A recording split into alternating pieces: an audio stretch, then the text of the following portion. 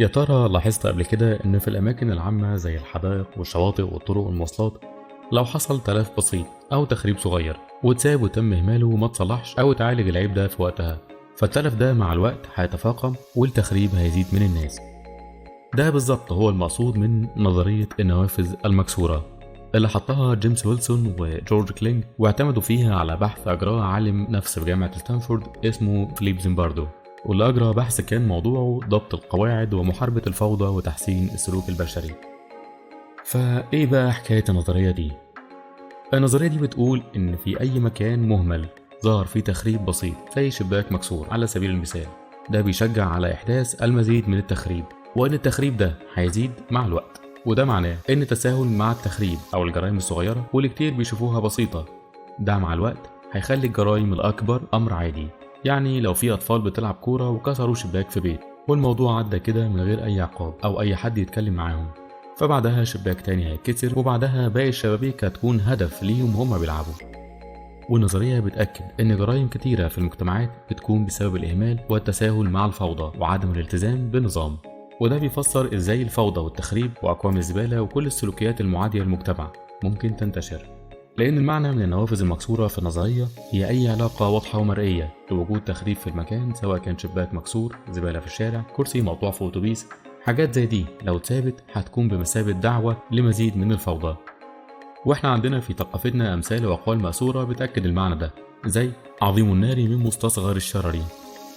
نظرية النوافذ المكسورة مبدأ بسيط ولكنه عبقري لو أصبح قانون بيطبق على أرض الواقع. علم النفس البشري بيقول إن الإنسان عنده الرغبة في الانضباط والقدرة على الالتزام بالقوانين والآداب العامة لو توفرت ليه البيئة والظروف، وإنه برضه هينفك بسرعة من الالتزام ده لو شاف إن الانفلات موجود حواليه. في بلدان وأماكن طبقت النظرية دي وحصل فيها نتائج مذهلة وتحسن فيها سلوك الناس بشكل كبير جدا. ده غير إن تطبيق النظرية دي بيساهم في تطوير القوانين بشكل عام. يعني مثلا على مستوى بعض المدن الأمريكية في غرامات على رمي المخلفات في الشارع مهما كانت صغيرة، وبيتم تنظيف وسائل النقل العام بشكل يومي وتنظيف الجدران من أي كتابات، وده عشان الناس تحس إن من واجبها الحفاظ على جمال ورونق المكان اللي هي موجودة فيه. البحث اللي عمله ستانفورد زيمباردو واللي اعتمد عليه جورج كلينج وجيمس ويلسون في نظرية النوافذ المكسورة كان قايم على تجربة عملها زيمباردو، وهي إنه حط عربيتين في مكانين بيمر فيهم ناس كتير، واحدة فيهم في حي فقير والتانية في حي غني. العربيتين كانوا مهملين تماما ومفتوحين وبدون لوحات معدنية. العربية اللي موجودة في الحي الفقير بدأ الناس يخربوها أكتر والأطفال تلعب جواها ويقطعوا الفرش بتاعها، وفي خلال أيام كانت العربية خربانة تماما. العربية التانية اللي هي في الحي الغني محدش قرب منها، فالقائمين على التجربة كسروا شباك باب من أبواب العربية وانتظروا رد فعل الناس.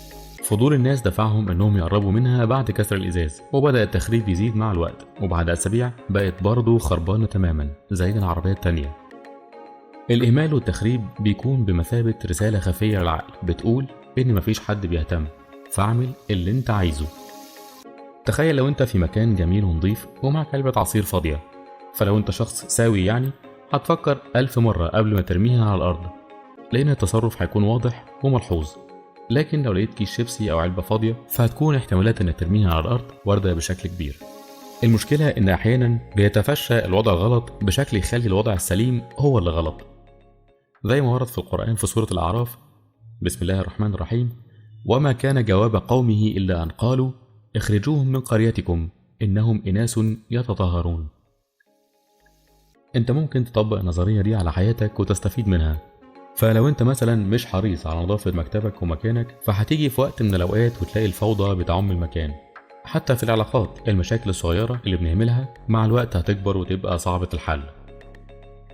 اي شباك مكسور في حياتك هيكون دعوة غير مباشرة للآخرين للتطفل على حياتك وتخريبها.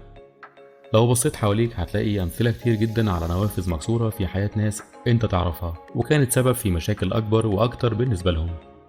حتى في عبادتك لربنا اوعى تستهون بالذنوب الصغيرة وتقول انها حاجات بسيطة ومش فارقة، وده اللي حذرنا منه النبي صلى الله عليه وسلم لما قال: إياكم ومحقرات الذنوب فإنهن يجتمعن على الرجل حتى يهلكن. الخلاصة إن إهمال معالجة المشاكل مهما كانت صغيرة في أي مكان هيخلي الناس تشعر باللامبالاة تجاه المكان ده، هيتعاملوا معاه بشكل سلبي وهيألفوا الوضع الغلط وياخدوا عليه، وإن معالجة المشاكل الصغيرة فورا هيخلق مشاعر إيجابية عند الناس، وتعاملهم مع المكان هيكون بحرص وإيجابية واحترام. وكالعادة في النهاية شكرا على المشاهدة، ونتقابل قريب إن شاء الله.